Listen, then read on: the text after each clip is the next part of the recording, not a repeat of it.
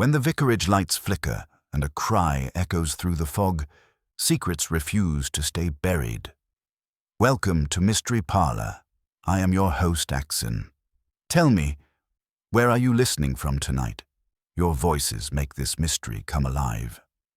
It began, as so many disturbances in Flaxborough did, in the most respectable of settings. The annual autumn flower and produce exhibition, held in the church hall under the moral supervision of the Mothers' Union and the practical one of Mr. Tudge, the council's head of amenities.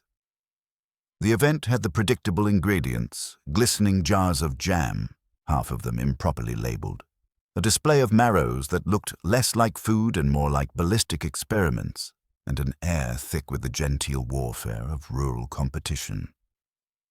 Mrs. Ethel Fanshawe, in her customary lavender two-piece and faint air of martyrdom, had brought her chrysanthemums, 3 of them, white and pom-pom-shaped, balanced on a polished wooden board like a trio of innocent witnesses. Her husband, known to be resting after an unfortunate incident with the Ratepayers Association funds, was nowhere in sight. The chrysanthemums, however, were very much in evidence until they weren't. Just as the Reverend Smollett began his opening remarks, notable mainly for their length and his self-restraint in avoiding mention of moral decay, a small commotion arose near the floral section. Mrs. Fanshawe was seen bending over her exhibit, then straightening abruptly, one hand clutched to her ample bosom and the other pointing a trembling finger toward the table. Her flowers, prize specimens she'd cultivated with obsessive secrecy, were missing. In their place sat a single withered stalk, stuck awkwardly in the same vase, with a tag that read in neat capitals, "Judged by God alone." Gasps rose. Someone dropped a teacup. The Reverend Smollett paused mid-blessing, as though expecting divine clarification. Within minutes, Mrs. Fanshawe was being comforted by Mrs. Thursby, who saw comfort as a competitive sport, while others discussed, in tones of helpful outrage, who might stoop to such a blasphemous jest. "It's vandalism, pure and simple," declared Mr. Tudge, puffing out his chest, or possibly blasphemy. "Either way, it reflects poorly on the borough." "Or," murmured Miss Lucy Teetle, librarian and local expert on the sins of others, "perhaps it reflects poorly on Mrs. Fanshawe." By the time Inspector Purbright arrived, the tea-urn was nearly empty and the scandal fully brewed. He entered quietly, as though apologizing to the draughty hall for disturbing it, and took in the scene with a mild, detached curiosity. Sergeant Malley, already present, looked pleased to see him, in the manner of a man who has been left in charge of something beyond his spiritual pay grade. "Bit of an odd business, sir," Malley began, lowering his voice as though discussing contraband theology. 3 blooms gone missing, all identical. Someone's left that message in their place. No sign of forced entry, though, mind you, it's hard to say what counts as entry when half the town's here. Purbright nodded, studying the forlorn vase. Indeed. Theft, desecration, or local wit. The classification may depend on the company one keeps. He spoke to Mrs. Fanshawe gently, though she met his calm with the theatrical despair of a duchess on the scaffold. "They were perfect, Inspector. Perfect. I'd never seen such purity in a bloom. And now look, this is mockery of the most personal kind." "Perhaps," Purbright said mildly, "someone envied your success." Mrs. Fanshawe gave him a look implying that envy was a natural consequence of her existence.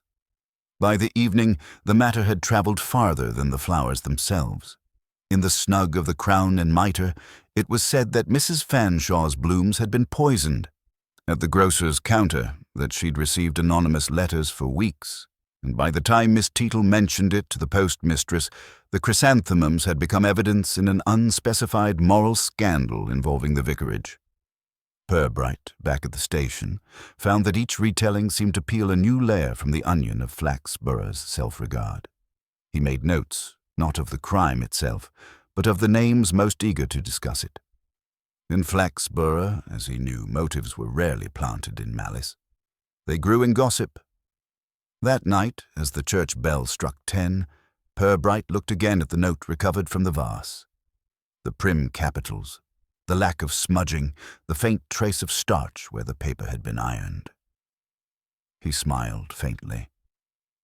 Few crimes in Flaxborough began with a corpse. Most began with a clue and a cup of tea. By the next morning, the incident of the missing chrysanthemums had matured from an unfortunate episode into a full-grown scandal, the sort that gave a modest town like Flaxborough its sense of collective purpose. The event was discussed at breakfast tables, over milk deliveries and across garden hedges, each retelling trimmed of dull truth and polished with speculation until it gleamed. At the post office, Mrs. Tubb, who regarded every envelope as an opportunity for conjecture, confided to Miss Teatle that she had once noticed a letter addressed to Mrs. Fanshawe written in a most unusual hand. "Like a parson's," she said significantly. Miss Teatle, who had always found the Reverend Smollett's handwriting disturbingly effeminate, felt this to be more than coincidence. By the time the Reverend's wife heard of the conversation, through 2 intermediaries and a greengrocer, it had become an assertion that Mrs. Fanshawe had been corresponding with the vicar in secret. The vicar himself, poor man, learned of his supposed indiscretions when Mrs. Smollett refused to pass the marmalade at breakfast. "I do wish," she said coldly, "that you would conduct your pastoral duties without the aid of chrysanthemums." His bewildered expression only deepened her conviction that he was hiding something. In the market square, meanwhile, Mr. Tudge was making capital of the affair.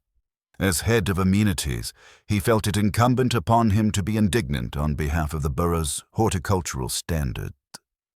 "The thing reflects a moral decay," he told anyone prepared to listen. "When people no longer respect flowers, they soon cease to respect anything." His audience, mainly other council officials who longed to see him respect silence, nodded gravely. Inspector Purbright, who had by then spent a morning listening to Sergeant Malley's earnest theories, was not much enlightened. Malley's latest was that a rival exhibitor had sabotaged Mrs. Fanshawe's chances for the silver cup. "There's that Mrs. Parkin," he said, consulting his notebook. "She came second last year, and there's been bad feeling ever since. She called Mrs. Fanshawe's chrysanthemums artificial-looking." Purbright regarded him kindly. "Did she now? That might have been meant as a compliment, Sergeant. People here admire artificiality in moderation." Nevertheless, he suggested Malley pay Mrs. Parkin a visit.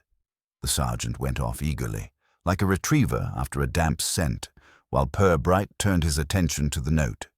He had sent it to the station's modest laboratory, more a cupboard with ambitions, for examination, though he suspected nothing so vulgar as fingerprints would emerge. He was more interested in the handwriting. Neat, upright, and oddly old-fashioned, as though written by someone taught in the days when good penmanship was considered a moral duty. The phrase, "judged by God alone," struck him as both sanctimonious and personal.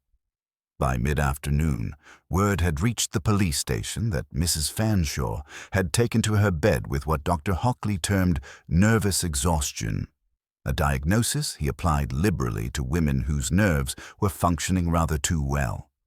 Her sister, Mrs. Purvis, had arrived from Brinley, bringing a suitcase and an air of superiority. Mrs. Purvis, who had married into a family that owned 3 furniture shops, was accustomed to giving comfort by appointment only. She was overheard in the High Street remarking that Ethel had always drawn the wrong kind of attention. Purbright, on hearing this, made a note. The wrong kind of attention was very often the right kind of clue. When Sergeant Malley returned, flushed from the exertion of tea and inquiry, his report was both thorough and useless. Mrs. Parkin denied any involvement with all the fervor of a woman who wished she had thought of it first. "She said," Malley added, "that she'd rather win fair and square, though she wouldn't have minded if Mrs. Fanshawe's blooms had wilted naturally." An admirable mixture of sportsmanship and wishful thinking. said Purbright. He thanked the sergeant and spent a quiet moment gazing out of his office window at the street below, where the same townsfolk who disdained scandal were busily manufacturing it. Later that evening, Purbright walked through the damp lanes toward the church hall, where the remnants of the flower show were being dismantled. The air was heavy with the smell of chrysanthemums past their prime. Mr. Tudge was there, supervising with the air of a man managing a crisis of national import. "We'll have to reconsider the judging procedures," he said gravely when Purbright appeared. "Perhaps locked display cases next year." Purbright looked at the empty space on the table where Mrs. Fanshaw's blooms had stood. "Or perhaps a little more trust," he suggested mildly. Tudge frowned. "Trust, Inspector, is not a policy. It's an indulgence." The inspector smiled faintly. "And yet, oddly, it's the only thing that can't be stolen." That night, back at his modest house in Northgate Street, Purbright read over his notes again. A petty theft, perhaps, but an oddly theatrical one. The note's moral tone troubled him. Its author had wanted not only to take something from Mrs. Fanshawe, but to make her feel judged. That was the kind of cruelty that required both familiarity and resentment. He poured himself a small whiskey and sat back, listening to the slow tick of the mantel clock. Somewhere in the town, he reflected, someone was congratulating themselves on a clever little prank. He wondered how long that satisfaction would last. In Flaxborough, cleverness was a dangerous luxury. It tended to show. As he set down his glass, he remembered Mrs. Thursby's remark at the hall, that Mrs. Fanshawe had been guarding her chrysanthemums as though they contained state secrets.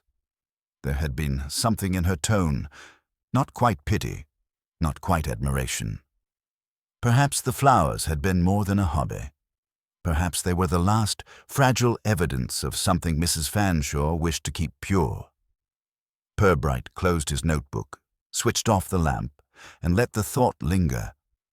In Flaxborough, virtue was often a matter of presentation, like a well-polished vase hiding a crack. And sometimes, when the surface was disturbed, what came to light was far from floral. Inspector Purbright began the next morning, as he began most things, with unhurried civility. The crime, if one might dignify it as such, had attracted more letters to the Flaxborough Citizen than any previous outrage, including the controversy over the new parking meters. Several correspondents deplored the decline in public morals. One proposed that the vicar bless next year's exhibits, and another wondered whether chrysanthemums had pagan origins. Purbright folded the newspaper, placed it neatly beside his teacup, and telephoned Mrs. Fanshawe. Her sister answered, sharp and defensive, as if anticipating moral arrest. "Ethel is not receiving visitors," Mrs. Purvis announced. "Her nerves have quite given way." "I'm sorry to hear it," Purbright said mildly.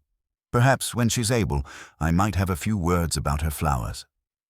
Mrs. Purvis hesitated. "I fail to see what good it would do. Surely the police have better things to pursue than horticultural vandalism." "That is sometimes true," Purbright replied. "Yet occasionally, the smallest weeds conceal the deepest roots." There was a pause. He could almost hear Mrs. Purvis deciding whether that was wisdom or insolence. Finally, she said stiffly, "Come this afternoon," but only briefly. By the time Purbright arrived, the Fanshawes' house had taken on the atmosphere of a genteel siege. Heavy curtains excluded daylight and, perhaps, gossip. Mrs. Fanshawe lay on a sofa that seemed built for martyrdom, surrounded by smelling salts and sympathy. Her sister hovered like an impatient nurse. Purbright, hat in hand, inclined his head courteously. "I'm sorry to trouble you again, Mrs. Fanshawe. I only wish to clarify a few small matters." "Inspector," she began faintly, "I have been quite overcome. That anyone should stoop so low, it is not merely theft, it is sacrilege." "I understand your distress," Purbright said. "Tell me, were you aware of anyone who might wish you ill, in matters of flowers or otherwise?" Mrs. Fanshaw's eyes widened with the pleasure of indignation. Ill? My dear man, I have been nothing but generous. I have lent cuttings to half the women in the Horticultural Society. Of course, not all of them have succeeded. Mrs. Parkin's attempt was particularly pitiful, but I bear no malice. Her sister coughed delicately. You did say, Ethel, that she might have overfed the soil, or underfed her intellect, I forget which. Purbright concealed a smile. And these particular chrysanthemums, were they grown from your own stock? Indeed, she said. I nurtured them myself. No one else has ever so much as touched them, except, perhaps, she faltered, colour rising beneath the powder, except perhaps Mr. Fanshawe when he watered them once. But that was under supervision. The mention of her husband brought an instant chill. Mrs. Purvis's lips tightened. My brother-in-law, she said with deliberate calm, is not involved in this household's affairs. Not any longer. Ah, said Purbright gently, may I ask whether he is presently at home? He is not, she replied. He is living, temporarily, with an acquaintance near Worsley, for his health. Purbright nodded as though this were a diagnosis. I see. And the chrysanthemums were kept in the greenhouse? Yes, said Mrs. Fanshawe. Locked, of course. But during the exhibition, the key was mislaid. I thought nothing of it at the time. How could I have known? When he left the house, the inspector walked slowly down the gravel path, pausing to glance toward the greenhouse, a modest structure with fogged glass and a padlock that looked new. Inside, rows of potted blooms stood like silent witnesses. He bent to examine the door frame and noted a faint scratch where a key might once have slipped. At the gate, he met the gardener, a stooped man named Broom whose expression suggested he resented life for occurring so often. Morning, sir, said Purbright pleasantly. You look after the gardens here? Such as they are, Broom replied without enthusiasm. Tell me, said Purbright, was the greenhouse ever left open? Broom scratched his head. Only once I can recall, about a week before the show, Mrs. Fanshawe gave me the key to fetch her watering can, said she'd misplaced her own. And did you notice anything unusual? Only that someone had been inside before me, he said slowly. Bit of soil on the path, smudged boot print, small like a lady's. I told her, but she said I was imagining things. Purbright thanked him, slipped the note into his pocket, and strolled away, already fitting the information into the quiet machinery of his thoughts. A misplaced key, a boot print, a letter sent in a neat hand. These were not yet a pattern, but they were not random either. Later that afternoon he stopped by the vicarage, more out of courtesy than suspicion. The Reverend Smollett greeted him with the mild panic of a man perpetually apologizing for existing. Inspector, this is about that dreadful business, I suppose. My wife insists the church must take a stand, though I confess I'm not entirely sure against what. Against sin, I expect, said Purbright amiably. A very broad category, but one that rarely goes out of fashion. Mrs. Smollett entered then, upright and resolute. Inspector, you will find, I'm sure, that moral jealousy lies at the heart of this affair. Some people cannot bear virtue in others. Purbright bowed slightly. A difficult thing, virtue. So easy to suspect, so hard to prove. He asked a few polite questions about the flower show, receiving more sermon than substance, but one detail caught his ear. Mrs. Smollett recalled seeing Mrs. Fanshawe conversing quietly with a man behind the refreshment table before the incident. A stranger, she said. Not one of our usual people. Purbright left with the sense that the stranger was real but unremarked by others, an omission that intrigued him. In a town where everyone noticed everyone, absence of comment was itself a comment. As dusk settled over Flaxborough, Purbright walked back toward the station. The streets were calm now, gossip having worn itself thin for the day. He considered the figures in his growing cast. The injured lady, The absent husband, the gardener with his careful memory, the unseen visitor. The note's piety still echoed faintly in his mind. He could almost hear the unseen hand that wrote it. Prim, moral, satisfied. Whoever they were, they had not merely stolen flowers. They had staged a lesson, and lessons, Purbright knew, often revealed more about the teacher than the pupils. By the following morning, the affair had acquired an air of official expectation. The townspeople, having contributed freely to the evidence through gossip, now awaited an arrest. They felt, quite sincerely, that the police were there to confirm what they already knew. At the police station, Sergeant Malley was doing his best to oblige public opinion. "I think it's plain enough, sir," he declared, tapping a small pile of notes that looked well-thumbed but undernourished. "Mr. Fanshawe, he had access, motive, and, well, form." Purbright, who was stirring sugar into his tea with absent precision, raised an eyebrow. "Form? Financial irregularities, sir. You'll remember the business with the Ratepayers Association. They said funds went missing and he resigned before questions were asked." "Yes," said Purbright mildly, "though resignations in Flaxborough are often mistaken for disappearances. It's our civic version of evaporation." Malley pressed on. "He's been living apart from his wife, hasn't he? People say she won't speak to him. He might have done it out of spite. Maybe he thought she was getting too big for her boots with all these flower prizes." "Possibly," Purbright said, though he sounded unconvinced. "But if one's intention were to humiliate a wife, wouldn't there be simpler methods? Some men prefer letters to theft." Malley frowned. "Still, it's the sort of nasty little business a disgraced man might find amusing." Purbright smiled faintly. "Or a pious woman." Malley looked puzzled, as he often did when the inspector began to sound like a parson. "Shall I fetch him in, sir? The husband, I mean." "In due course," said Purbright. "For now, let's hear what he has to say for himself without the encouragement of handcuffs." He found Mr. Fanshawe that afternoon at a boarding house near the station. A thin, courteous man whose grey suit looked as though it had been ironed with melancholy. His landlady, a Mrs. Tapp, introduced him with the air of a woman who considered scandal a form of social investment. "Inspector Purbright," she said grandly. "This is my gentleman lodger. He keeps to himself, very tidy, though I've always said he eats too little to be natural." Fanshawe extended a tentative hand. "Inspector, I suppose this is about the flower show.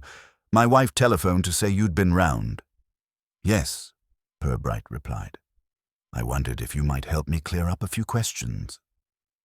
They sat in the small parlour, its wallpaper a faded testimony to better decades.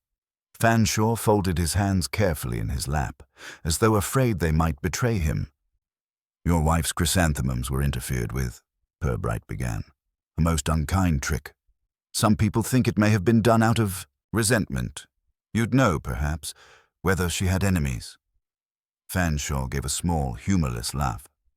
"Ethel has friends, Inspector. Not enemies, though in her case the difference can be subtle." "She seems a formidable lady," Purbright said. "Formidable," Fanshawe considered. "Yes, that's the word. She likes things, people, flowers, servants, to be perfect. Anything less is treachery." "Did you attend the exhibition?" "No," he said simply. "I was not invited. Ethel does not believe a man who has embarrassed her socially should appear in public until he has redeemed himself financially." Purbright inclined his head. "And have you?" "Not yet. Redemption is slow work." His tone was quiet but oddly resolute. They spoke for some minutes longer, and Purbright found the man curiously candid, even grateful to be questioned. He denied any involvement with the missing flowers, and claimed not to have seen his wife for 3 weeks. The inspector left with the impression of a man punished long past his crime, whatever that had been, and still unsure how to stop apologizing for it.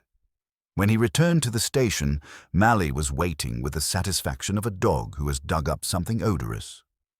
"Got a statement from Mrs. Parkin, sir. She says she saw Mr. Fanshawe near the church hall the day before the show. Said he was loitering, looking shifty. Did she? Said Purbright mildly. I imagine many people look shifty to Mrs. Parkin. She's positive, sir. Said he crossed the road when he saw her. Perhaps he'd had enough of conversation. But the town, once given a name, needed no further encouragement. By evening, it was accepted wisdom that Mr. Fanshawe had crept into the church hall to avenge his wounded pride. Mrs. Fanshawe, meanwhile, revived sufficiently to receive visitors who admired her fortitude, while admiring also her ability to faint decorously at intervals. Purbright watched the storm gather with detached interest. It was not that he ruled out the husband. He simply distrusted anything that seemed too readily arranged by public opinion. When everyone agreed on guilt, it usually meant they were hiding from something more uncomfortable. That night, he took a slow walk through the square. The lamps glowed dimly through mist, and the shop windows, with their displays of modest prosperity, reflected back the kind of innocence that Flaxborough liked to believe in. He stopped outside the church hall and peered through the glass. Inside, the caretaker was sweeping the floor, the sound soft and rhythmic. Purbright entered, nodded a greeting, and looked again at the long table where the chrysanthemums had stood. A faint ring of dust marked the missing vase, and beside it, unnoticed before, a tiny scrap of paper clung to the surface, fibrous, torn from the edge of something larger. He lifted it carefully. The paper was heavy, good quality, and faintly scented. When he returned to the station, he compared it to the note that had read, "Judged by God alone." The edges matched perfectly. The scrap was from the same sheet. Purbright leaned back in his chair, so the message had not been brought ready written. It had been composed on the spot, or at least assembled there. Whoever had done it had felt compelled to leave something behind, but had hesitated, perhaps even torn the page in sudden indecision. That suggested not confidence, but agitation. He thought of Mr. Fanshawe, pale and defeated, of Mrs. Fanshawe, proud and trembling, and of the whispering chorus around them busily rehearsing guilt. Somewhere among these polite fictions, someone had acted not out of malice, but necessity. Purbright extinguished his desk lamp. In Flaxborough, truth seldom arrived with a confession. It came instead like a scent, faint but persistent, drifting toward those with patience enough to notice. Inspector Purbright rose early the next morning, the faint unease of an unfinished puzzle sitting quietly in his thoughts. He was not a man given to dramatic flashes of insight. His discoveries tended to emerge the way dawn did in Flaxborough, reluctantly, through mist. Over breakfast, he unfolded the Flaxborough Citizen to find a new headline proclaiming, "Police close net on floral fiend." The story quoted an unnamed source close to the investigation, which Purbright suspected was Sergeant Malley's enthusiasm, loosely translated by the reporter. He sighed, folded the paper with surgical precision, and looked out at the empty street. People would be watching Mr. Fanshawe now, their imaginations rehearsing his arrest. Purbright disliked that sort of theatre. The truth, he had learned, never cared for an audience.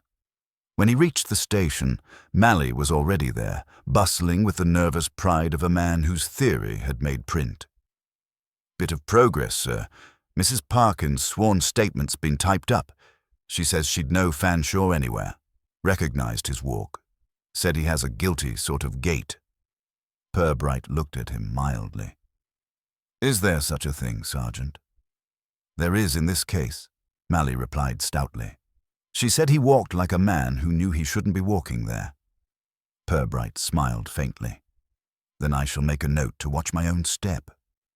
He set aside the paperwork and added, almost as an afterthought, "We'll leave Mr. Fanshawe in peace for the moment. I'd rather talk to someone with fewer opinions." He meant the caretaker of the church hall, a man named Pottle, who lived in a narrow terraced house behind the railway. Pottle was one of those small, alert men whose manner suggested lifelong disappointment with the behavior of others. He received the inspector with a wary respect due to officialdom, but none of the warmth. "I've kept that hall cleaner than most people keep their souls," he said by way of introduction. "And now there's all this talk. Thieving, blasphemy, makes it sound like a den of vice." "I doubt the Almighty holds you responsible," said Purbright pleasantly. "You were there when the flowers disappeared, I understand?" Pottle sniffed. "Not exactly there, sir. I'd stepped out back for a pipe. Mrs. Fanshawe had been fussing with her display, muttering about the judging cards. When I came in again, she was in a state, saying someone had ruined her life. I told her, it's only flowers, and she near fainted at me." "Did you see anyone near her table?" "No one suspicious." "Well?" He hesitated, the pleasure of remembering overcoming discretion. "There was Miss Teatle, the librarian. She came in to deliver some magazines for the bookstall. Said she wanted to look at the arrangements. She's a fussy one, always poking her nose in things. I found a flower petal in the corridor after she'd gone. Might be nothing." "Might be something," Purbright said gently. "You kept it?" Pottle produced a small paper twist from his pocket as though performing a conjuring trick. Inside lay a dried petal, white with a faint yellow rim. Purbright took it carefully. "You're an observant man, Mr. Pottle. It's a rare gift." "Rarely appreciated," Pottle said gloomily. As he walked back toward the station, Purbright considered this new fragment. A petal meant little, yet it had survived where most clues would not. Miss Teatle's presence at the hall was innocent enough on paper, but she had a reputation for moral vigilance that made him curious. She was known to keep a small black notebook in which she recorded instances of public decline, an activity she described as "for the sake of posterity." That afternoon, Purbright called at the library. It was a tall, cool building that smelled of polish and quiet disapproval. Miss Teatle emerged from behind the counter with the alert look of someone who believed every visitor might be overdue. "Inspector Purbright," she said, in a tone that blended surprise with satisfaction. "I thought you might come. I told Mrs. Thursby only this morning that you would see through appearances." "I hope to, eventually," he said, "though appearances in Flaxborough are unusually durable." She gave a small smile. "We do like things to look respectable. It's the only defense left." He asked her about the flower show, and she launched into a detailed account of poor organization, overboiled tea, and what she called a general slackness of moral fiber. When he inquired whether she had noticed anything unusual near Mrs. Fanshawe's table, she hesitated. "I did notice," she said at last, "that Mrs. Fanshawe seemed uneasy." She kept glancing at the door, and when I passed by, she said something under her breath, something about judgment. I thought she meant the competition. "Perhaps she did," Purbright said. "Or perhaps she meant something else. Did you know her well?" "Hardly, though she once accused me of spreading rumors about her husband. Entirely false, I assure you. I merely repeated what others had said, which is quite different." "Quite," said Purbright dryly. When he left the library, the petal weighed in his pocket like a question. It might have come from any of the hundreds of flowers at the show, but its preservation and Miss Teatle's proximity to the scene itched at his sense of order. He doubted she had stolen the blooms herself. The act required a kind of intimacy she was unlikely to risk. Yet she might have known who did. Back at the station, he unfolded the petal beside the scrap of scented paper. One was living matter, one contrived. Together they formed a contrast too deliberate to ignore. Someone, he thought, had wished to mix the morale with the mortal, to turn an act of petty spite into a sermon. He leaned back, hands clasped, and allowed the faintest smile. It was always the smallest things, the smell of paper, the curl of a petal that betrayed the great machinery of deceit beneath village calm. Somewhere between Mrs. Fanshawe's pride and the town's righteousness lay the reason those flowers had to disappear. Outside, the evening shadows gathered along the cobbled streets, settling around the vicarage like an unspoken promise. Purbright had no proof yet, but he sensed the next move would come not from guilt, but from fear.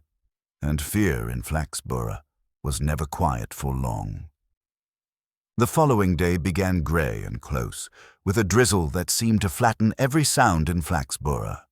The town, having briefly exhausted its enthusiasm for scandal, was turning its attention to more immediate concerns, chief among them whether the weather would ruin the Thursday market. Yet beneath the umbrellas and awnings, the matter of Mrs. Fanshaw's chrysanthemums still clung to conversation like a burr to a skirt. Inspector Purbright, meanwhile, was thinking less about flowers and more about patterns. He had spent part of the morning rereading his notes, his desk a small geography of clues, petal, paper, fragments of overheard speech, all seemingly trivial, yet each with its own quiet insistence.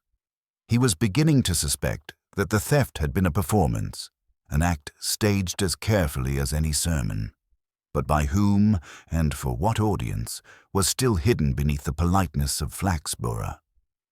He decided to call once more on the Reverend Smollett, partly because vicars in small towns tended to know more about their parishioners than the parishioners did about themselves, and partly because the vicar's wife, Mrs. Smollett, was incapable of leaving any mystery unembroidered. When Purbright arrived at the vicarage, he was shown into a drawing-room that smelt faintly of lavender polish and ecclesiastical unease. Mrs. Smollett was there, darning socks with an air of righteous martyrdom. She received him as though expecting absolution. "Inspector, I was beginning to think you'd given up the case, though I can hardly blame you. One becomes used to moral indifference these days." "I try not to indulge in it myself," said Purbright politely. "I hoped to trouble the Reverend for a few words." Mrs. Smollett gave a sigh, heavy with implication. "He's in his study. Reading about forgiveness, I believe. I do sometimes wish he'd be less theoretical." Purbright found the vicar hunched over a book of sermons, looking more harried than holy. "Ah, Inspector," he said, rising. "Still pursuing our local sinner, are we? My wife tells me there's talk of arrest." "There's always talk," Purbright said mildly, "but not much listening." He paused. "Tell me, Reverend, did you notice anyone unusual about the exhibition that day? Anyone not part of your usual congregation?" Smollett frowned in thought. "Now that you mention it, yes. There was a gentleman I didn't recognize. Short, neat fellow in a grey hat. He spoke to Mrs. Fanshawe at some length before the judging began. I assumed he was a friend of hers."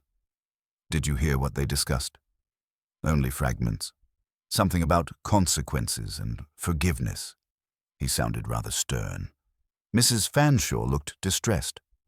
Purbright nodded. "Did you see him leave?" "I can't say I did. He may have gone out the side door during my speech on civic gratitude." Purbright thanked him, sensing the Reverend's relief as he left. Outside, the vicarage garden looked soggy and self-effacing, the flowers drooping under the drizzle. He noticed a faint trail of footprints leading to a side gate, small, pointed impressions, like those made by a woman's shoe. They disappeared into the street beyond. Back at the station, he found Sergeant Malley poring over a stack of correspondence from members of the Horticultural Society. Most were letters of outrage, a few of self-congratulation. "Anything useful, Sergeant?" "Depends what you call useful, sir. There's one from Mrs. Parkin saying she's praying for divine punishment, and another from Miss Teetle suggesting we form a moral vigilance committee." Purbright gave a quiet chuckle. "Let's hope the Almighty reads the local post." He turned to his notes again. "Did you find out anything more about the Fanshaw's separation?" "Only gossip, sir.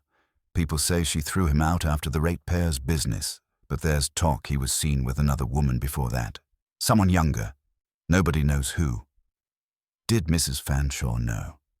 "I'd wager she suspected, sir. That sort always does." Purbright considered this, tapping his pen absently on the desk. "Sergeant, see what you can learn about this other woman. Quietly, if you please. The kind of quiet that sounds like sympathy. Mally nodded and went out, eager for the hunt. Purbright, left alone, gazed again at the torn edge of the note.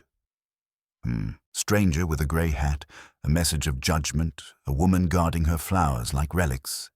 Each detail hummed faintly in his mind. Then there was Miss Teetle, with her notebooks and her moral observations. She might not have stolen the blooms, but she would certainly have an opinion on who had. Later that afternoon, he stopped by the Crown and Mitre for a quiet pint. The snug was half full, mostly with men whose leisure was as habitual as their beer. Conversation dwindled when he entered, never out of fear, more out of curiosity as to what he might overhear. It was old Mr. Cribbins, the undertaker, who obliged him. "Terrible business, that flower affair," he said to the room at large. "Though between ourselves, it's not the first trouble at the vicarage. You recall that parcel mix-up last year? Package meant for the church went astray, ended up addressed to Mrs. Fanshawe. Never properly explained?" Purbright looked up mildly. "A parcel?" "Oh, yes," said Cribbins. "Caused quite a stir at the post office. Nobody ever said what was in it, but Miss Teetle told me it smelt of chemicals. Something to do with preserving plants, I think." "Chemicals," murmured Purbright, his expression unreadable. "Interesting." When he left the pub, the evening had darkened into a soft, soaking rain. The lamps gleamed like wet coins in the puddles, and Flaxborough's windows glowed faintly against the gloom. He walked back toward the vicarage, more from instinct than intention, and paused at the garden gate once more. The earth was damp enough to hold a print. He bent, struck a match, and examined the ground carefully. There it was again, the same small shoe impression, fresh this time, leading toward the greenhouse behind the vicarage. He followed quietly, his shoes making no sound on the grass. Through the steamed glass, he could just make out a figure moving within. A woman, her silhouette sharp against the lamplight. She bent over a row of flower pots, rearranging them with deliberate care. For a long moment, Purbright watched, unseen, until the figure turned slightly and the lamplight touched her face. It was not Mrs. Smollett, nor was it Mrs. Fanshawe. It was Miss Teetle. She was smiling faintly, as though admiring something private and complete. Purbright withdrew without a sound. In Flaxborough, he thought, even morality needed somewhere warm to grow. Purbright did not sleep well that night. He had long since learned that unease, when it came, rarely announced itself with logic. It simply sat beside him in the dark like a patient visitor. What troubled him now was not guilt or danger, but timing. The theft of the chrysanthemums, the note, and Miss Teetle's late-night presence in the vicarage greenhouse. They were connected, but the order of those connections was wrong. Something had begun before the flowers disappeared, and whatever it was had not yet finished. By morning, Flaxborough had something new to talk about. Mrs. Thursby, who made a profession of being first with bad news, had found a body, not a dead one, but close enough to quicken the town's appetite. It was Mr. Pottle, the caretaker. He had been discovered unconscious behind the church hall, sprawled on the wet gravel beside a broken lantern. The doctor said he had been struck on the head, not hard enough to kill, but certainly enough to discourage curiosity. Purbright arrived while the ambulance men were still fussing over him. "A dreadful thing, Inspector," said Mrs. Thursby, hovering like a socially responsible crow. "He's such a quiet man, always keeping himself to himself, though I did hear he'd been telling people things about that business with the flowers." "Did you?" Purbright asked mildly. "Oh, yes. I was told he'd found something, a clue of some sort. But you know how people exaggerate." "I do," he said. "And sometimes they don't exaggerate nearly enough." He watched as Pottle was carried away, his small frame oddly frail beneath the blanket. The broken lantern caught his eye. Its wick was still damp with paraffin. There was no sign of robbery, only the deliberate tidiness of someone who wished the scene to look accidental. Sergeant Mally arrived, panting slightly. "You think it's connected, sir?" I should be astonished if it weren't, Purbright said. When men are hit on the head in Flaxborough, it's rarely for money, more often for manners. He stooped to examine the ground. The rain had softened the gravel, but not enough to erase the marks. Small footprints again, narrow-soled, walking away toward the vicarage lane. By afternoon, Pottle had regained consciousness long enough to mutter a few disjointed words to the nurse. Greenhouse. Paper. Shouldn't have looked. Then he slipped back into silence. The inspector sat by his bedside, waiting. The nurse, who took her duties seriously, whispered, "He's been fretful, poor thing. Kept saying someone was watching him. Wouldn't close his eyes until he fainted." "Someone probably was," Purbright murmured. "People often are in this town." He left quietly, walking back through the rain to the vicarage. The side gate was shut now, the path swept clean. He knocked, and Mrs. Smollett answered with an expression suggesting the church itself had sent her a problem. "Inspector, I hope this isn't about that dreadful little man. My husband says he's been attacked." "So it seems," Purbright said. "I understand he sometimes helped with the church grounds. Very occasionally. He wasn't the sort of person one invited indoors." "Miss Teatle was here last evening," Purbright said conversationally. "At the greenhouse." Mrs. Smollett stiffened. "Was she? That's quite improper, though not entirely surprising." "Improper?" "She's been helping my husband with the flower arrangements for Sunday services. I warned him it would lead to talk. She's far too earnest." "Earnestness can be exhausting," Purbright said. "Did you see her leave?" "No. I went to bed early. The Reverend stayed up to write his sermon. He's very modern, you know, likes to revise." Purbright inclined his head politely, though his thoughts were moving elsewhere. "Would you mind if I had a brief look at the greenhouse?" "I should prefer you didn't. It's the Reverend's domain." "Then perhaps I should ask him," he said, already stepping past her with courteous inevitability. Inside the greenhouse, the air was thick and sweet, heavy with the scent of damp soil and cut stems. There were rows of pots, many empty. In the far corner stood a small wooden table littered with pruning shears, string, and envelopes of seeds. But what caught his eye was a scrap of stiff paper lying half beneath a flower pot. He lifted it carefully. A corner torn, precisely the size of the piece he already possessed. The words were faint but visible. "Only God may judge." Purbright exhaled softly. The note had not come from Mrs. Fanshaw's home at all. It had been written here, at the vicarage. The moral tone, the measured handwriting, the proximity to the pulpit. It was almost too neat. He slipped the paper into his notebook and left quietly, passing Mrs. Smollett, who stood watching from the doorway, her expression composed into the brittle calm of the professionally virtuous. Back at the station, he found Mally waiting with fresh intelligence. "We've traced the other woman, sir, the one people said Mr. Fanshawe was seeing. Turns out she's a Mrs. Collingridge. Used to work as a secretary at the council offices. Left town 6 months ago." "Did she indeed? And was she in contact with him recently?" "Can't say, but she used to attend the same church as Mrs. Fanshawe before she left. Some say that's why Ethel stopped going regular." Purbright nodded, the lines beginning to draw themselves. Mrs. Fanshaw's jealousy, the vicarage's piety, the stolen blooms turned into a sermon, all connected by a thread of moral indignation too tight to breathe in. He looked up at Malay. "Keep an eye on the vicarage tonight. Quietly. I fancy someone there has more pruning to do."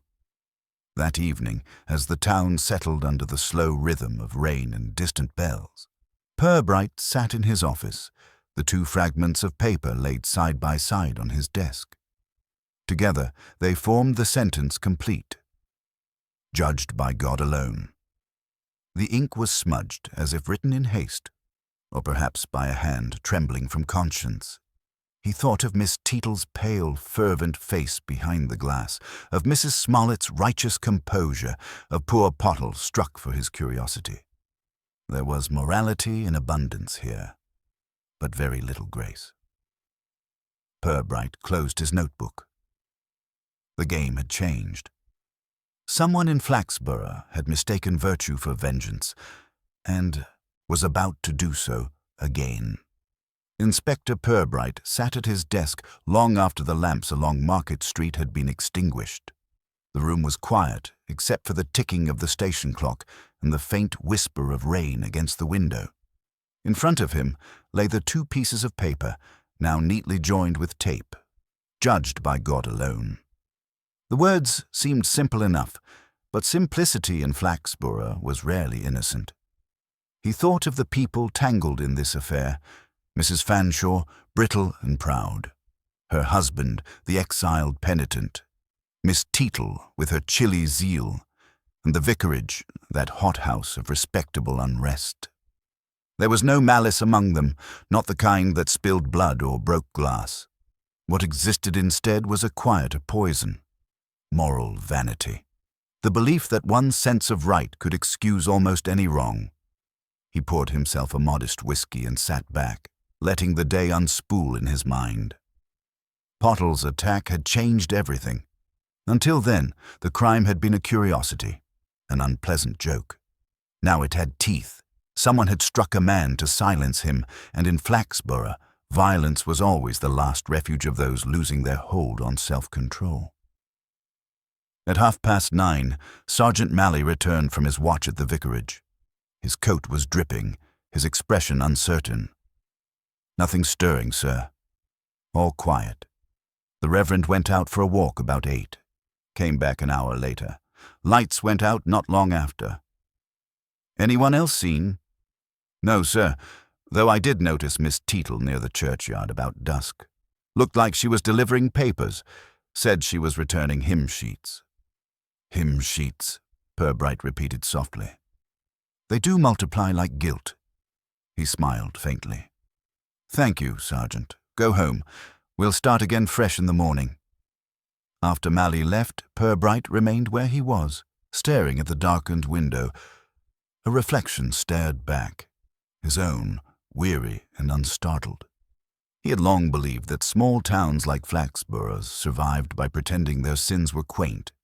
When they ceased to be quaint, the pretense cracked and outspilled something neither large enough for tragedy nor small enough to dismiss. He thought again of Miss Teetle in the greenhouse. Her presence there could be explained easily enough, by curiosity, by misplaced duty, but her expression had been all wrong. There had been satisfaction in it, even reverence. The greenhouse, he suspected, was less a hiding place than a shrine. The next morning brought a watery sun and a knock on his door. It was Dr. Hockley, his hat still damp. "I looked in on Pottle," he said without preamble. "He's awake. A bit muddled, but talking. Says he remembered something." Purbright was already reaching for his coat. "Let's hear it." They found the caretaker sitting up in bed, his head bandaged and his pride intact. He greeted the inspector with cautious dignity. "I knew it'd be you," he said hoarsely. "Told the nurse you'd come." "You were quite right," Purbright replied. "You said last night you'd found something. What was it?" Pottle glanced toward the door, as if expecting listeners. It was a bit of paper, stuck under a flower pot in the vicar's greenhouse. Had writing on it. Looked like one of them notes you showed me. So I went to fetch it, but before I could, someone came in. I heard footsteps, then everything went black. Did you see who it was?" "Only a skirt," Pottle said after a pause. "Dark color, heavy fabric, and shoes, small sharp heels, clicked on the tiles." Purbright nodded. "You did well, Mr. Pottle. Rest now. You've earned it." Outside, the inspector stood in the corridor, his expression unreadable. "Heels," he murmured. "Small and sharp. Not Miss Teetle, then. She wears those dreadful crepe-soled things that never make a sound." He walked slowly back through the rain-slick streets, turning the new detail over in his mind. The Reverend's wife, perhaps? She had the moral temperament for such a crusade and the wardrobe for the sound. But what could she have been doing in the greenhouse so late, and why attack Pottle, who was hardly a threat to anyone except mildew? He passed the vicarage on his way back to the station and noticed the front curtains drawn wide, as if to declare innocence by exposure.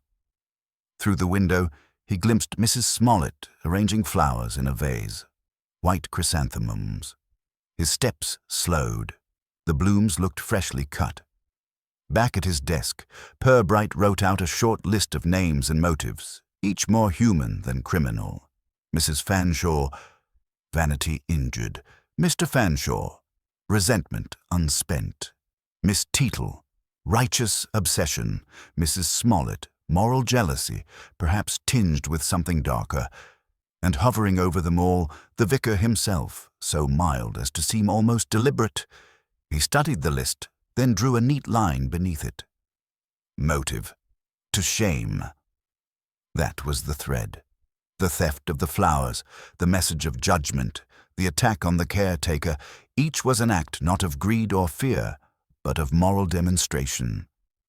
Someone was teaching a lesson, a sermon written in gestures rather than words. He leaned back, the chair creaking softly. Somewhere behind all this, he sensed an unacknowledged triangle, a relationship that had gone sour and pride that had curdled into punishment. The stranger in the grey hat still troubled him. If he was real, and Purbright trusted the Reverend's memory more than most, then he was the one element not born of gossip. Perhaps he was not a stranger at all, merely someone the vicar did not wish to recognize. That evening, as twilight turned the town to shades of pewter, Purbright walked once more to the churchyard. The rain had ceased, leaving the cobblestones slick and reflective. He paused by the greenhouse, where the faint glow of a lamp showed through the misted panes. Inside, a silhouette moved. Tall, deliberate, unmistakably female. He stood watching for a long time, patient as ever, until the lamp went out and the figure slipped away toward the vicarage. Only then did he cross to the door, open it quietly, and step inside. The air was still warm from the lamp. On the table lay a small leather-bound Bible and, beside it, a folded scrap of paper identical to the others. He opened it and read, in that same careful hand, "Repentance is never too late." Purbright smiled faintly. "No," he said aloud, "but it's often inconvenient." He pocketed the note and left as quietly as he had come. The sermon, it seemed, was far from over. The following morning dawned clear but brittle, the kind of light that seemed to make even the most respectable windows look interrogative. Inspector Purbright arrived early at the station, a faint trace of sleep still clinging to his expression but none to his mind. The discovery of the Bible and the new note had narrowed his thoughts to a fine edge. He could now see the outlines of the design, if not yet the hand that drew it. What had begun as a prank, or so it had seemed, had unfolded into a campaign of moral theatre, and every act had taken place in or around the vicarage. He spent the first hour writing a series of letters, requests for information, polite inquiries about Mrs. Collingridge, the absent secretary. He wrote them in his neat, even hand, with the quiet precision of a man who distrusted haste. Then, as the church clock struck 9, he telephoned the vicarage. "Mrs. Smollett," he said when she answered, his voice as warm as tea left slightly too long on the tray. "I wonder if you and your husband might spare me a few minutes this afternoon. I've stumbled upon a small moral puzzle, and I thought you'd be the best people to consult." There was a pause long enough to suggest calculation. "Of course, Inspector. My husband will be delighted. At 4 o'clock? 4 will do nicely," said Purbright. He replaced the receiver, allowed himself a moment's smile, and then went in search of Sergeant Malley. The sergeant was polishing his shoes with unnecessary enthusiasm. "We'll be calling at the vicarage later," Purbright said. "But before that, I'd like you to visit Mrs. Fanshawe again. Ask whether she recognizes this handwriting." He handed Mally the note that had been found in the greenhouse. "Don't press her too much. Just see if it stirs any recollection. And pay attention to her sister. She strikes me as a woman who notices things she disapproves of, which is nearly everything." When Mally had gone, Purbright leaned back in his chair and allowed his thoughts to drift. Not idly, but in that curious half-conscious way that sometimes allowed the truth to slip past the front gate of logic. The key to the affair, he decided, was not the crime itself, but the attitude of those around it. Everyone had responded not with shock, but with something closer to satisfaction. The incident had confirmed what they already believed, that virtue, when properly observed, required a little public punishment. At precisely 4, Purbright walked up the path to the vicarage. The afternoon light was sharp, the air scented faintly of damp leaves and polish. Mrs. Smollett received him with her customary composure, though her eyes were a little too bright. The Reverend stood by the mantel, nervous as a curate before inspection. "Inspector," said Mrs. Smollett, motioning to a chair, "I must confess I've been anxious for this visit. My husband and I have been most distressed by these unfortunate events." "I can imagine," Purbright said pleasantly, taking his seat. "It isn't easy when one's home becomes part of a mystery, though in fairness, it's been a very polite sort of mystery. More sermon than scandal." The Reverend attempted a laugh, but produced only a dry sound. His wife smiled with controlled patience. "You've found the culprit, then?" "I believe I'm close," Purbright said. "You see, it all hinges on handwriting. Quite a distinctive hand. Firm, elegant, almost calligraphic. The kind one learns at good schools or in a household where correctness is considered a moral duty." Mrs. Smollett's smile faltered slightly. "Then you've identified who wrote it?" "I think so," said Purbright, reaching into his pocket. He produced the rejoined note and placed it on the low table between them. "You'll remember this message was found among Mrs. Fanshaw's flowers. Oddly enough, its twin was discovered in your greenhouse. The same paper, the same ink. A remarkable coincidence, don't you think?" For a long moment, no one spoke. The Reverend shifted, glanced at his wife, then looked away. Mrs. Smollett regarded the note as though it were a live insect. "Our greenhouse," she said finally, her voice carefully neutral. "I can't imagine how it got there." "Nor can I," said Purbright, "unless, of course, the author had cause to visit it frequently." "Are you implying—" "Nothing, Mrs. Smollett, not yet." He leaned back, his tone mild but precise. "You see, whoever wrote these messages believed they were acting in defense of virtue.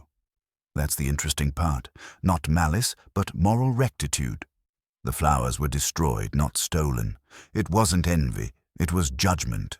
Someone decided Mrs. Fanshaw's behavior, or her associations, needed chastisement."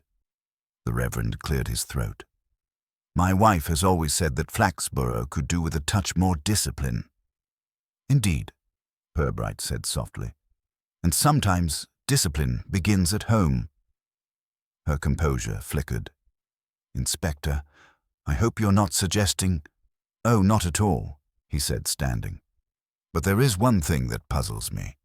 On the night Mr. Pottle was attacked, the caretaker saw a woman in the greenhouse. He remembered her. Shoes.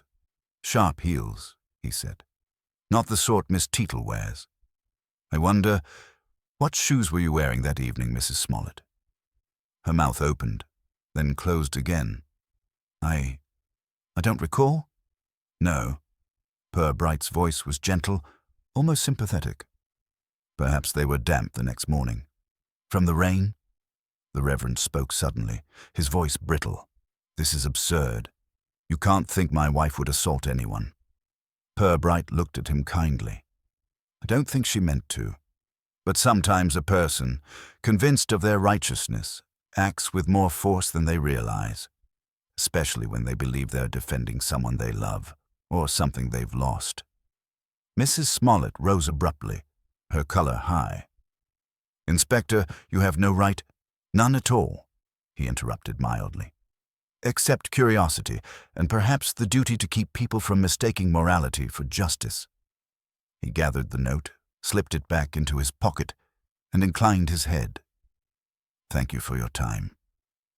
He turned toward the door, leaving behind a silence so taut it seemed to hum. As he stepped out into the fading light, Purbright allowed himself a quiet exhale. The test had been a simple one, a suggestion, nothing more. But it had done its work. Mrs. Smollett's reaction had confirmed what he already suspected. The theft, the notes, even the attack had not been the work of a stranger. They had been born right here, among the pieties of the vicarage. He paused at the gate, glancing back toward the curtained window. Somewhere inside, a woman was sitting very still, listening to her own conscience speak too loudly. The next morning, Flaxborough was restless. Word had spread that Inspector Purbright was closing in, a phrase the citizen had helpfully placed in bold type above a photograph of chrysanthemums. The town's excitement was tempered by disappointment that no one had yet been arrested. Respectability, after all, was more thrilling when it could safely point its finger. At the police station, Purbright sat with his hands folded loosely on the desk, the picture of calm deliberation. The night's sleep had settled his thoughts into their proper order. He had not needed to think so much as listen, to the pauses, the evasions, the over-polished answers. It was remarkable how often truth revealed itself by omission. Sergeant Malley entered with the brisk air of a man bearing tidings. "We've had a word from Mrs. Fanshawe, sir. She says she does know that handwriting after all. Claims she's seen it in some church circulars, those little newsletters Mrs. Smollett sends round.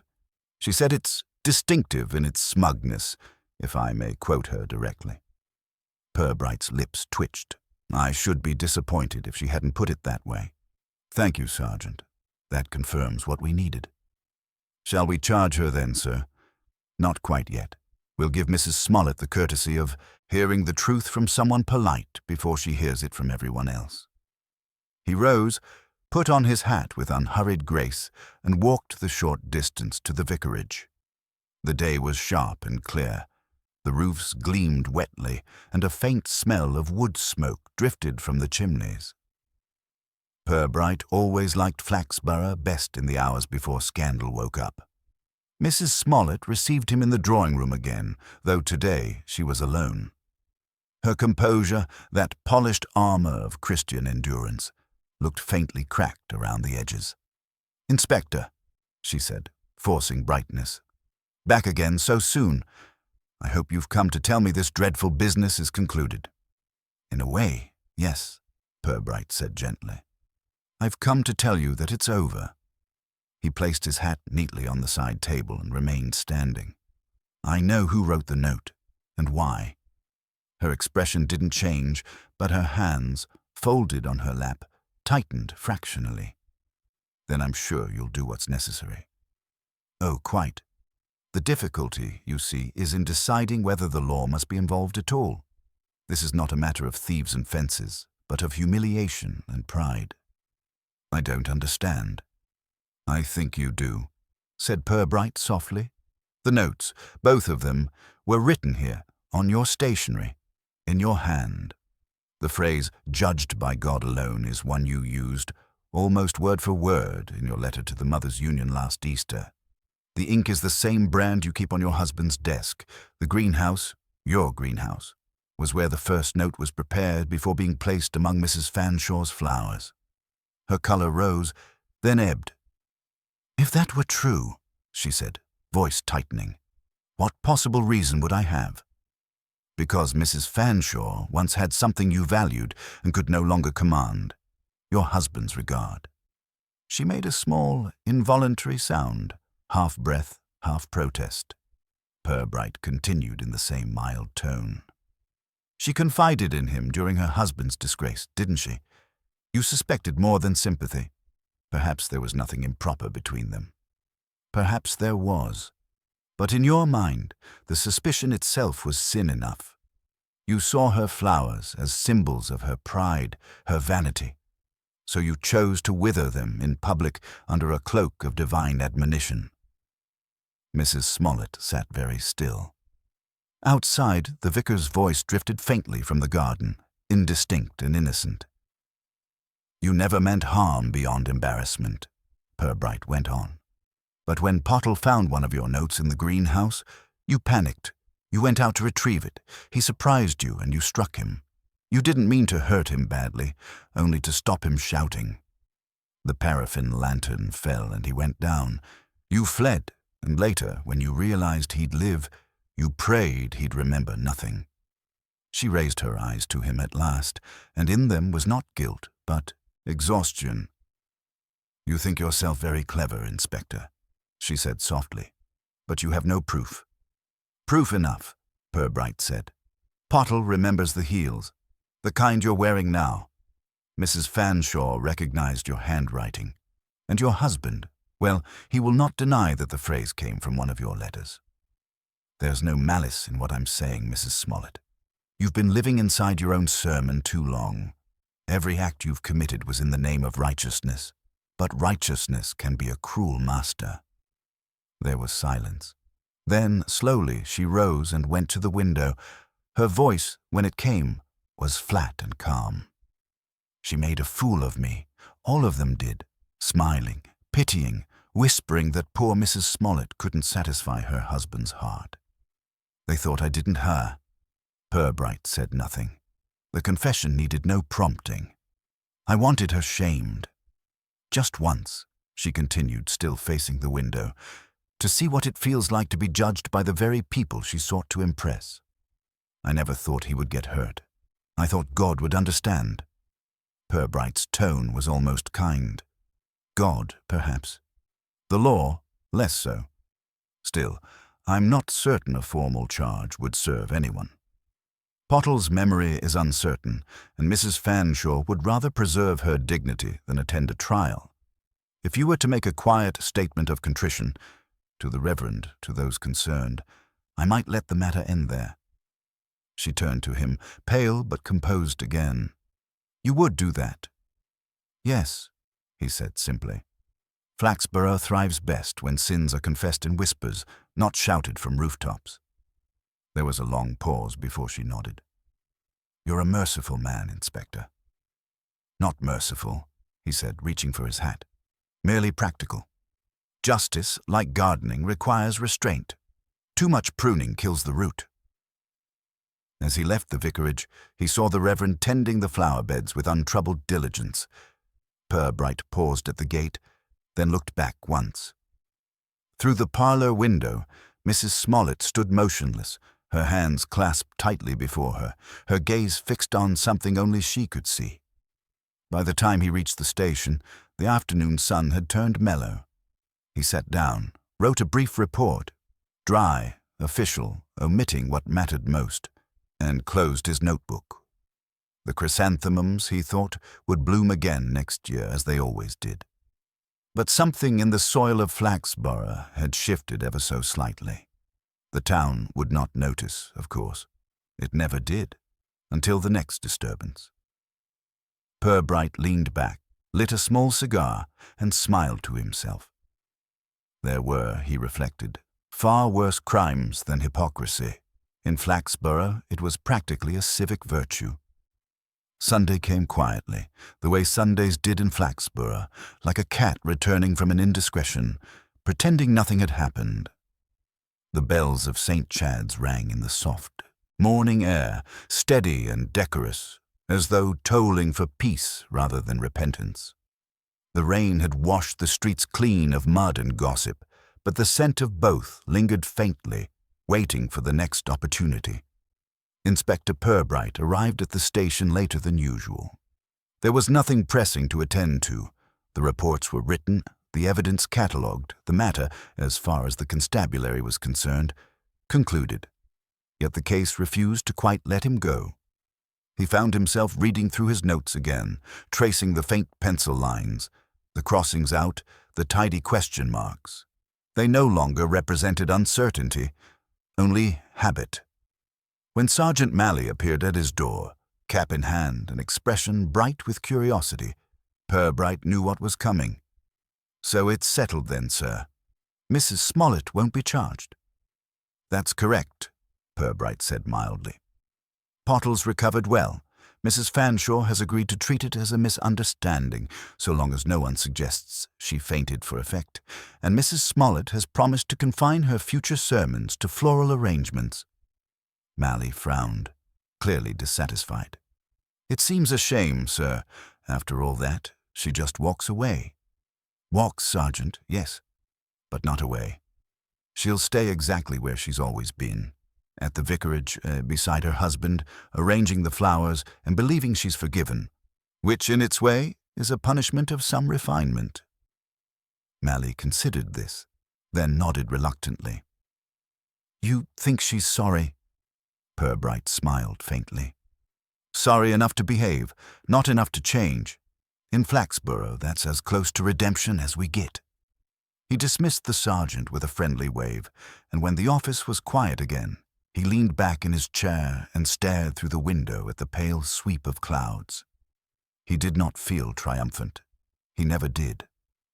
There was little satisfaction in unmasking the guilty when one already understood their reasons. Mrs. Smollett had acted from the most human of motives, injured pride disguised as virtue. Her crime had not begun in anger but in humiliation, and Purbright, who had spent years watching decency twist itself into cruelty, could hardly claim surprise. Later that afternoon, he took a slow walk through the town. The church doors were still open after morning service, and he could hear the murmur of Mrs. Smollett's voice from within, polite and subdued as she thanked parishioners for their concern. The Reverend stood beside her, looking relieved to be once again the subject of nobody's speculation. On a table near the porch stood a small display of flowers, fresh white chrysanthemums arranged with deliberate simplicity. Purbright paused, admiring their symmetry. Mrs. Fanshawe, standing a little apart, caught his eye and gave a brief nod. Her face was composed, but her eyes held that particular satisfaction one sees only in those who have been wronged and publicly pitied. She had won without triumphing, a compromise that suited her vanity well. "Lovely blooms," Purbright said quietly as he passed. "Yes," she replied, her tone gracious but guarded. "I decided to grow them again. One mustn't let evil triumph." He inclined his head, offering no comment, and continued on his way. The air outside was mild, the sky washed clear. Children's laughter drifted from the green near the high street, where a few of them had improvised a cricket match with a plank and a ball of paper. Flaxborough had already turned its attention elsewhere. Scandal, like weather, was only ever temporary here. Back at the station, Purbright sat down to finish his final report. It was brief, factual, and devoid of drama. The motive, he wrote, appeared to stem from moral jealousy and misguided piety. No charges pursued. Parties cautioned and reconciled. He signed his name, blotted the ink, and laid the document neatly in the file.